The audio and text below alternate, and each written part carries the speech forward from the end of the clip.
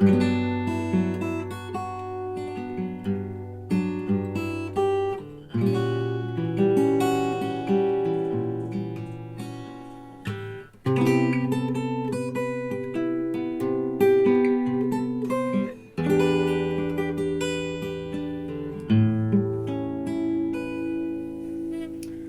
recently put out a lesson on a solo version of Nat King Cole's "Unforgettable," of course, written by Irving Gordon, and it prompted some requests to, can I just get a version where I could just strum the chords and sing it? Now, of course, if you know me, you know I don't sing these kinds of songs. I don't sing many kinds of songs, so I work out instrumental versions. But I have had a couple students work on this recently, and we came up with a couple of really great solutions that are not too difficult.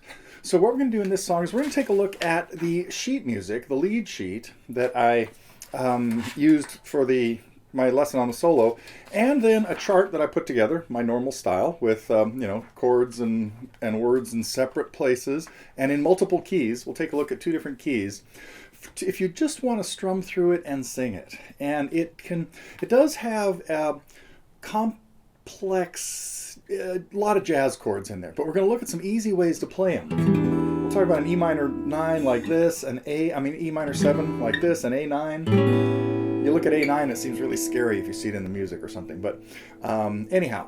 So we'll have a lot of good solutions, and my plan is really just going to be this type of strumming. I guess I've just eliminated the whole segment I was going to put together on the strumming. That's it.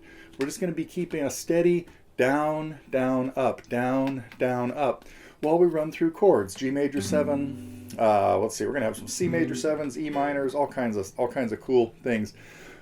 Something really, really unusual about this song is it's really in two different keys. And so we start in one key. It appears to be in the key, I'm going to call it the key of G because that's the first one we're going to look at. Nat King Cole's was really in the key of F, so he did it a whole step lower than where we did. There still are going to be a lot of bar chords and unusual chords, so there's not a really great reason for not playing it in F, except that there are some good things that happen in G that I like.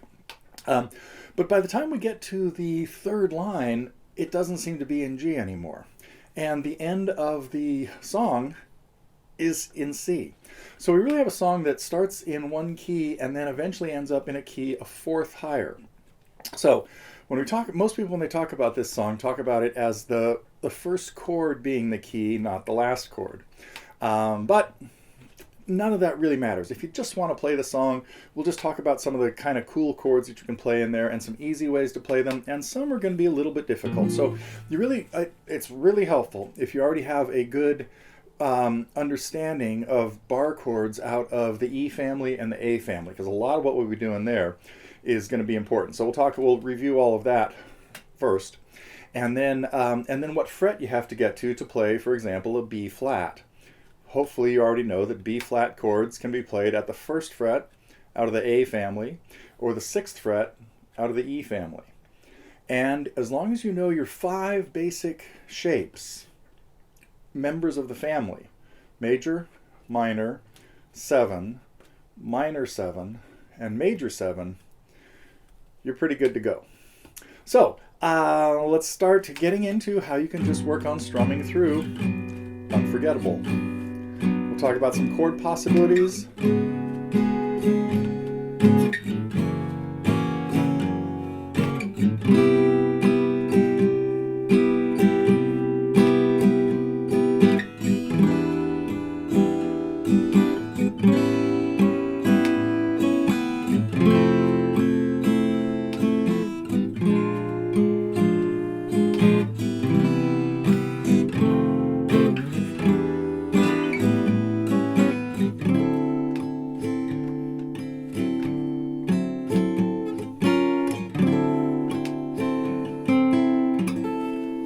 Okay, let's get into it.